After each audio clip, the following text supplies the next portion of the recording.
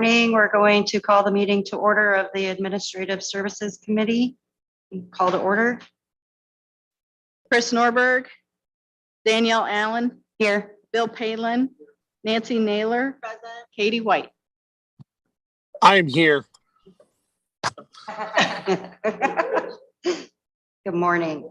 Any visitors? I don't think we have any visitors. Nope. Okay. Did everybody have a chance to review the meeting minutes from May? Yes. Any questions, any changes? Okay, they'll stand as read. Everybody have a chance to review the claims report from the treasurer's office? Any questions on that? Okay, administrative department head reports. Mr. Tennyson, you want to go first? So Wendy, I also have an employee with me today. Would you like to do my report first or introduce my employee? So yes, if I weren't up here scrambling trying to get Zoom running, I would have started out by telling Danielle that I would like to make a little announcement, and that is that as a result of the conversation this committee had a month ago and the department head meeting that I had last Friday, we will be doing introductions of employees at the monthly committee meetings. So starting right off with Chris, go for it. Thank you. I've asked Jamie Hale to come and meet you all today. She is a Dixon resident that's been working for the Regional Office of Education for 21 years. So she's been with us for quite a while and has done amazing work for a lot of Lee County residents. Her official title is Assistant Director of Professional Development. Nothing basically gets scheduled through our office in the way of trainings without Jamie setting it up for us, scheduling the space if we're out at soccer, wherever we need to be, making sure that everything's taken care of, our registrations, and then making sure that everyone that attends gets their CPDUs so that they can renew their educator license every 5 years. She also takes care of all of our trainings for our bus drivers. She coordinates those and makes sure that our drivers get the trainings that they need and get the certifications that they need for all 24 school districts. She also, this is what, one of the questions that Wendy asked us to bring is, what does your employee bring to the table? And here's what I love about Jamie. When I started, we did not have a great presence on our website was not good and we had no social media presence.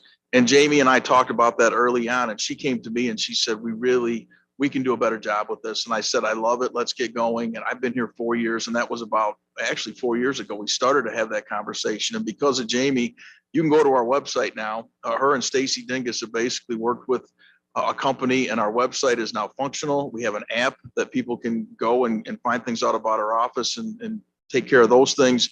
And then we also have a huge social media presence now. Our Facebook page and our Twitter page, we do a lot of work and reach a lot of people. And that's pretty much because of Jamie and Stacy. And we also had to transition our technology department. Our technology coordinator resigned and moved on to another position. So in that transition, we signed up with a new company, TC Networks, that are doing a great job for us. But Jamie also is really knowledgeable with computers and with printers, and she's taken on that role to kind of be the intermediate for small stuff that needs to be fixed with computers. She's very good at telling me that I need to like unplug my computer and plug it back in, and then it'll probably work better. So very helpful with those things. So I don't know what we would do without her. I wanted to bring her over to meet everyone. And I know Wendy asked the employee to talk about a couple things and then maybe take questions. So one of the things they want to know about you is something that you want them to know that maybe they don't know. I'm a huge family person and a big football fan. I love the Chicago Bears. Love watching my son's senior, so this was a new year, and it was fun watching him play this year. So. And then what's something you enjoy doing when you're not working? Gardening, flowers, yard work. So this weather this week is perfect. So I just wanted you to meet Jamie, and any questions for her? We're lucky to have you. Appreciate everything you do to support the ROE office. And I think this was great. I think that was what we were wanting, right? Is as a board to understand and know that there's a lot of employees that support the county, and we want to show our appreciation for it. So thank you. Well, I've got over 40 full-time great employees now, so I'll be able to bring one a month, no problem. But I know she doesn't look it but she's been here the longest. You know, we have a couple that have been here over 20 years, and Jamie's one of them. She started when she was 12. I was 12.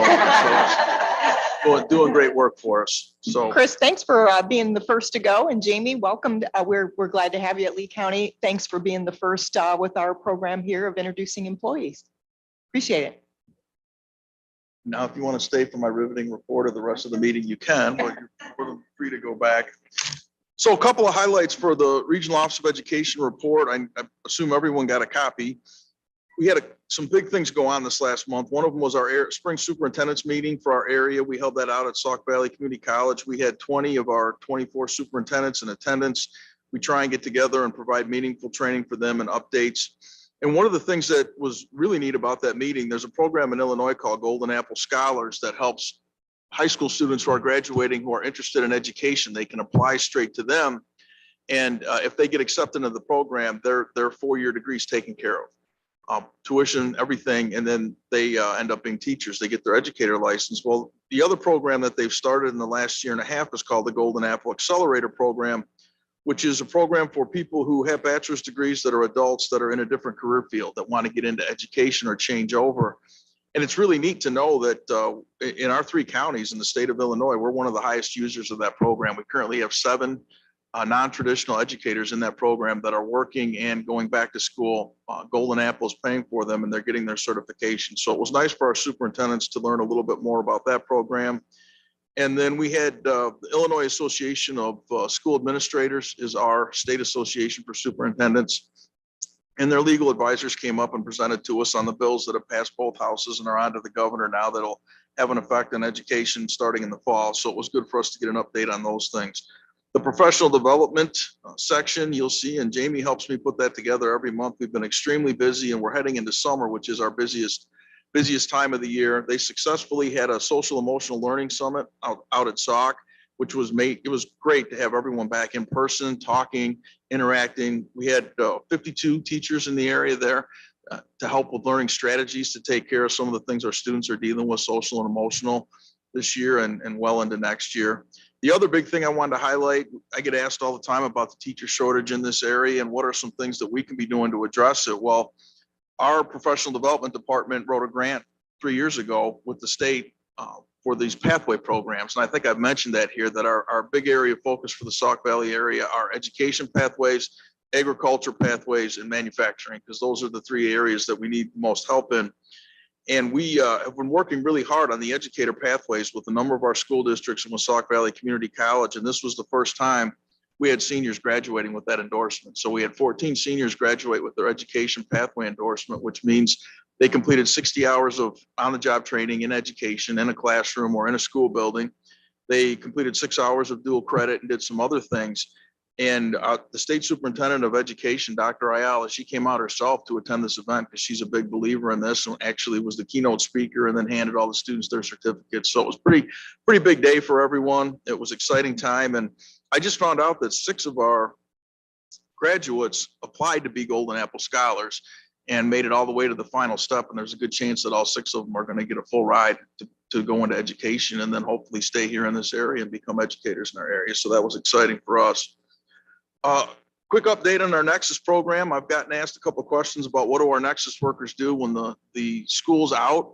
Well, our families are still alive and still need help during the summer. So you'll see in there that they're going to continue helping families getting ready for graduation from high school, promotion from 8th grade.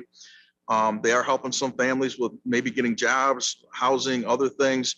They're going to be transitioning some of the families out of the program who've reached their goals and are pretty stable for now. That doesn't mean that we're done with them. And if they need to come back in, they can. And going to continue to work with families throughout the summer that need additional support on things when schools are out. Excited to say that we've had more districts sign up for Nexus because they saw the work that we did, and with some additional funding from the state, our program it's going to be fine now. That money, that startup money you gave us, we're very grateful for that, but we're good to go now. Not only that, we have a position hired for another caseworker. So if you know anyone that's interested in coming and doing that job, please let me know. We have a position posted. Our Parents and Teachers First Years program, our early childhood program is just amazing at our office. And we have a couple things going on. We have home visitors who have families with children 30 months or older. They're starting to work with those families about their preschool options for the fall, kind of develop a transition plan and make sure that they're going to be ready to go and get the assistance they need. And then they're also, for anybody that has a newborn to 3, they can get a hold of our office and they offer screenings for those children for free. And there's a little information in there about that screening. It kind of lets them know where their children are at and then helps with that transition plan on what would be the best to get them ready for preschool and then on into preschool. Our IRIS referral program continues to grow so much to the point where we have so many organizations signed up now that we just hired another person to help coordinate that program and to do those intakes and make sure that everyone's getting taken care of that's in the IRIS program. And there's a little bit about that. And then the state has a new initiative called Birth to 5 Illinois to provide even more assistance for our families that have young children. And there's a little blurb in there about what that is. And they're going to be providing us a couple more employees in our area because they're really excited about the birth to 3 work that we do. So they want to learn more about that and then see how they can assist us even more. So we're very excited about that. Our education outreach program, very excited. Had 13 students graduate this year with their high school equivalency certificate. And these graduates are going to be recognized on May 19th out at Sauk Valley Community College. It's one of my favorite nights of the year, and they asked me to come and speak at it. So I'll be excited to go and speak and recognize those adults that have gone back to school and worked hard to get their high school equivalency. Homeless continues to work to identify any families in our area that need help. And then our Truant Alternative Program, again, wrapping up one of the busiest years that we've had. And then there's a success story in there for you all to read that I won't read. It's kind of a long story, but it's a great story. And we continue to do good work there. So I'll take any questions anyone has about our report. Anybody have any questions? A lot of great updates. Thank you. Nancy?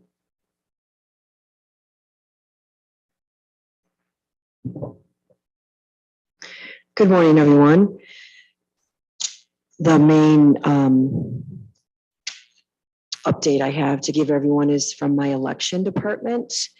The one objection case that was left pending has been dismissed. An agreed order was filed on 5/5, so that's behind us, so that's really good news. Also, early voting is right around the corner. That starts May 19th. So anyone that wants to early vote, you have like almost 5 weeks to come into the election department and vote early. It's 8:15 to 4:15. So that's always a busy time for the girls in the election department. And then June 28th, then will be the primary. So my election department is geared up and ready to go. So if anyone wants to stop in there for early voting, that'll be, like you said, on May 19th. Any questions for me? Thank you. Thank you. Good morning. We've been just focusing this last month on settling in with our 2 new employees and getting adjusted there, and they are doing well. Their training is going phenomenal. They're picking up on things well and jumping right in to help out. So it's been nice in our office to have a fuller staff this last month. Carmen is out of the office ill today, not COVID, but we've had the head cold, sinuses, everything going through our office a little bit, and Carmen's been struck pretty hard with it. So she's home today, so I don't have a GIS update other than we are interviewing and nearing the end of finding a person for the GIS tech position. Been a little bit delayed because between Carmen and I, we've been out a little bit with the illness, but we are coming close to finding a decision on that, and we'll be able to bring in a GIS tech for Carmen soon. We're excited about that. Any questions for me? It's great news for the GIS department. Finally get up to staff. Oh, Okay, so these 2 didn't mention it, but I'm guessing they have the same excuse as I do, that I didn't bring anybody like Chris did, only because we really just talked about this on Friday, and I am not prepared to do that. Although, right, we're counting on all 3 of you next month. Well, while everybody's been talking though, I've been making notes about one of my employees. So, I am starting to prepare. Anyway, so in our office, we've, Nancy didn't mention it, but they rolled the tax process to us a week and a half ago, a couple weeks, I'm not sure how long it is, but tax bills are done there to the printer, so they will be mailed out on the 25th. So brace yourselves, it's coming, whether you like it or not. And other than that, we're getting ready for that and doing our usual thing. I think it'll be good to meet the different people from the departments, like I enjoyed this morning. Yeah. So Glad that you guys took Right. that initiative. It'll also So probably, from the last meeting. right, yeah, I'm like, wow. Making, of course, you got 40 people. I've only got 3, so it's not gonna take me that long to get through, you know? Pretty I think I short. better start right. Yeah, I can. But this way you all had Chris setting the example of, how to do this next month, right? Yes, Thanks, Chris. right. Thank I can you. see Charlie's amazed over there because I taught him in high school and I wasn't this organized and effective when I was his teacher. That's even funny. Oh, Paul, morning. Hi, well, I don't have a written report, but I do have plenty to say, but I'll keep it short to 3 items. We're wrapping up a grant-funded deployment of 28 or more computers in new courts, along with court docket displays. Those will get mounted later this month and have a solution in June for displaying the content or the activities of the courts on digital displays outside their courtroom. And then we're working on building out the new server room space, second floor in new courts. The electrical and AC is being worked on kind of as we speak. And then server rack equipment will be coming in soon. Actually, we have some racking coming in probably later this week or beginning of next. So that project's moving along. Thank you very much for supporting that. And in addition to that, I'm working with Greg Saunders on his project of putting new rooftop AC units on this building, which happens to be on the warmest day of the week this week. So I'm coordinating with them, keeping IT up and running with some portable air conditioning and heat pumps so we can keep everybody up and running on Thursday. And those are my 3 projects for the week and probably for most of the rest of the month now. So thank you. Thanks, Paul. Any questions? I do. Oh, I thought I. So Paul, what is the time frame for the servers being, up and running on the second floor across the street? We're still waiting for the final delivery of the equipment and what all's coming in when. We don't have all the dates on. And when we do, we'll have a deployment schedule and we're going to deploy servers one by one or departments one by one. And again, yours will be after the fall election. So easy ones like the card reader systems and a few other ones we'll bring over first. And then, but I'm guessing that like DevNet and the like will have to, we'll have to plan that out along with any seasonal things that you have going on.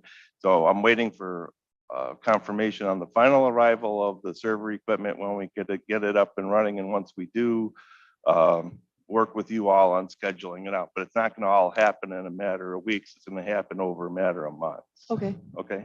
And then ETA on .gov? No ETA yet, No ETA yet. because that will involve changing over everybody's email address, and I don't have the staff to do it right now. So, and it's a problem because we have a deadline coming up in just a few weeks. So what we'll probably do is just change the website addresses and then your department, but then everybody else. I would like to do that in a staged department by department, but some people are concerned, they express some concern that some people have one email address and another, and that's not the case. Your old email address will still work if people are still emailing it to it. It's not going to be turned off because people have your email address stored for a while. So I'm working with Syndio on that migration with Microsoft, and I was hoping to have an answer probably Thursday this week, and when we're going to start migrating the email addresses, which the way I want to do it should only take a matter of days per department, but I want to have the staff available to answer questions.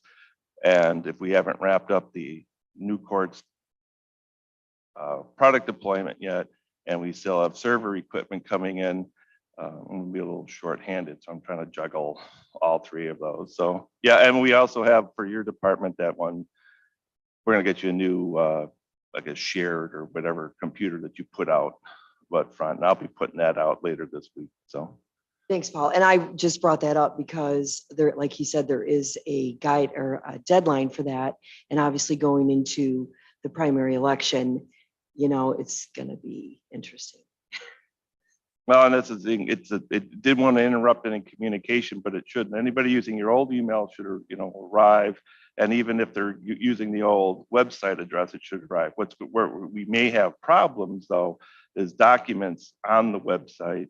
Not all the addresses may map out, and I don't want to do a switch over for everybody and have it, a lot of links break. For example, I don't want links to these agendas to break, or meeting links and the like. So it's just right now, it's just staffing and being able to focus on it. And I was hoping to have an answer from Cindy on deploying part of it, meeting the minimum legal requirement by June 1st.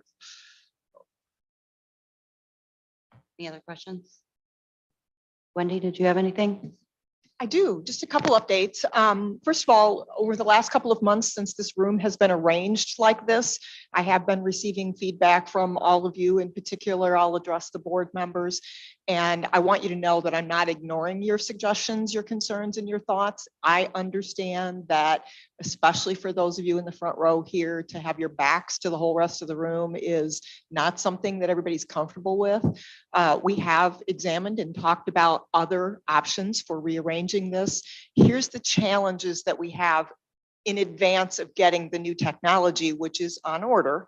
And that is that this front area here needs to be set up to accommodate not just committee meetings and board meetings, but zoning board meetings and planning commission meetings. And so what we were finding before is that we were rearranging the furniture almost constantly back and forth. And it was hard on the desks, and it was certainly hard on the microphones. So this is the arrangement that seems to fit the best for now. Once we get the new technology, it is my thought and the suggestion of many of you that we go back to the original arrangement, which is where the rows were kind of facing each other. And then you could see the public in the back, and you could also turn and see the chairman up here. So that is under consideration. I'm not ignoring your suggestions and thoughts, but rather just waiting for the right time to do that. So I'm asking for your patience as we work through this and get the new technology in place. And then we're going to try and find the arrangement for the room that works the best, where we're not having to constantly rearrange furniture and cords and the microphones. So bear with me. I hear you. We'll work on it. So would it be easier if when we give our report, we go up to the podium? I mean, it's not that big of a deal to just walk up there for the couple of minutes. I will defer to the committee members here. That certainly would work for me. I'm lucky enough to be facing all of you. I don't have a problem. So I'm going to defer to the committee members as to what they'd like. Although I believe the biggest concern for board members, and you speak up if you'd like, is the full board meeting where, you know, everybody's behind you, including the general public, and there's concerns about that. So board members, do you have any thoughts for Paula? Would you prefer they move to the podium? It's whatever you're, yeah. Yeah, whatever you're comfortable with.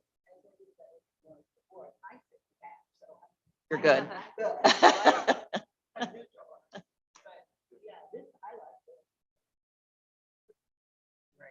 Oh, it's going up there.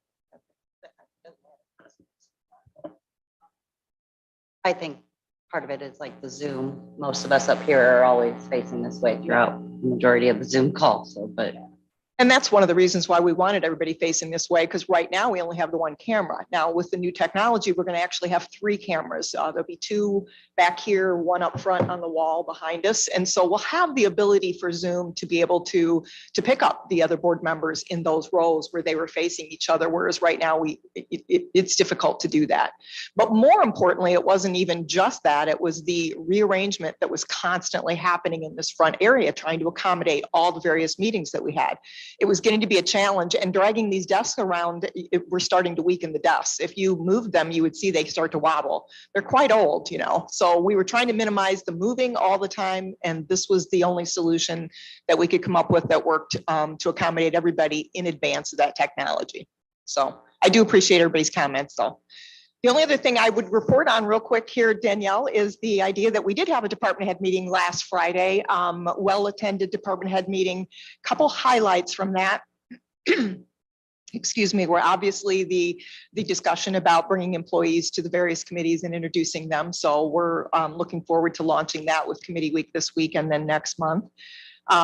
We also reviewed, by the way, for you, the committee members, the distinction for when a board action request form, that's a draft form that department heads would fill out when they're seeking action from you as a board member. When is it appropriate and necessary to fill that out and when is it not? And also the idea that any requests for items on the agenda, in particular action items, that be run through the committee chair so that the committee chair is aware of what's coming up on the agenda.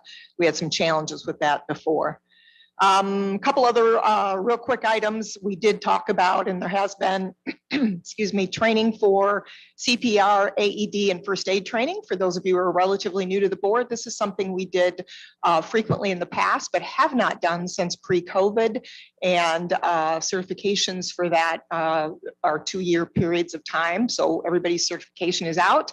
And we've got those scheduled for June 1st and June 9th for employees that want to participate.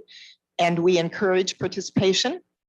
We believe it's important to have individuals trained on CPR, AED, and first aid training throughout the buildings, just in case. You never know when something's going to happen.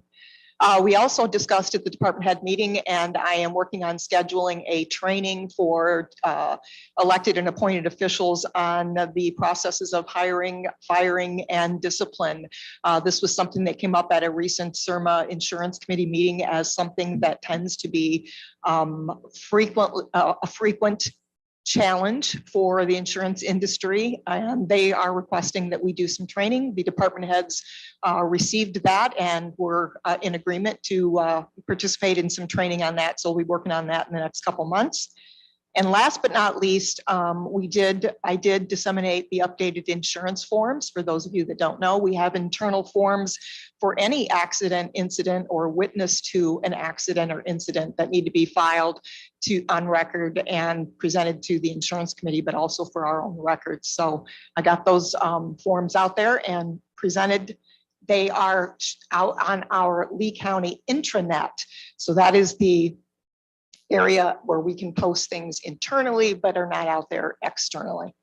So I think that is the highlights from the department head meeting. If anybody has any questions, I'd be happy to entertain those. Otherwise, Danielle, I'll turn it back to you. Thank you, Wendy. Any questions? Mr. Nicholson, you have anything this morning? Charlie? No. I'm just making sure I didn't miss anybody. Okay, on to old business. The COVID policy review. In April, it looks like we had 5 employees for a total of 12 days off. Ukraine donation discussion. I don't think there's anything further on that. Yeah, that's been deferred until next month. There were some things going on behind the scenes, but we're not quite ready. Okay. On to new. Ken. Yep. Sorry, I don't know. So we're continuing to look at potentially collecting money to go to the Ukraine. Some of the board members are reviewing the options with regard to that, but they don't have a solid plan yet. So I'm not sure I can answer your question. So I guess here's my concern. That's not going to be deductible, tax deductible if they make a contribution here. I guess, I don't know who's involved with that, but they should look at finding somewhere for people to contribute the money and not contribute it here. Because if a citizen brings it here, it's not going to end up being tax deductible on their income taxes. So just so you know, I think they are understanding that, Okay. And they have moved into a different direction and are potentially looking to utilize some ARPA money for a donation by the county, and then just to encourage citizens by giving them a list of vetted agencies that you could donate to. So they've shifted gears a little bit. That was just my concern. That's great to know though, because I don't think people, didn't even think about that when it initially came up. So thanks for the reminder on that. Okay, on to new business. It looks like we have a resolution. Right, so we are doing these, right? Okay, so this resolution is, just want to make sure I get it right, sorry. That James M. Smith be appointed to serve on the Board of Review of Lee County for a term beginning June 1st, 2022 and ending May 31st, 2024. Can I get motion? Thank you. And then we roll call vote on those, right? Or no, just all in favor? Yeah. Okay, Just for clarity, motion to approve and move to executive. I'm repeating that because Becky doesn't have a microphone. Okay. okay. So all in favor, say aye. Aye. Any opposed? Okay, the next one, this is a motion to approve and move to executive also, correct? For Judy Truckenbrough to be appointed to to serve on the farmland assessment review. Again, beginning June 1st, 2022, ending May 31st, 2024. I'll second. All in favor, say aye. Aye. Any opposed? Okay, and the third resolution is to, the motion is to approve and move to executive for James D. Sheline to be appointed to serve on the farmland assessment review beginning June 1st, 2022, ending May 31st, 2024. I'll second. All in favor, say aye. Aye. Any opposed? And I believe that is it. Can I get a motion to adjourn? Second. Okay, all in favor, say aye. Any opposed? Okay, thanks, everybody.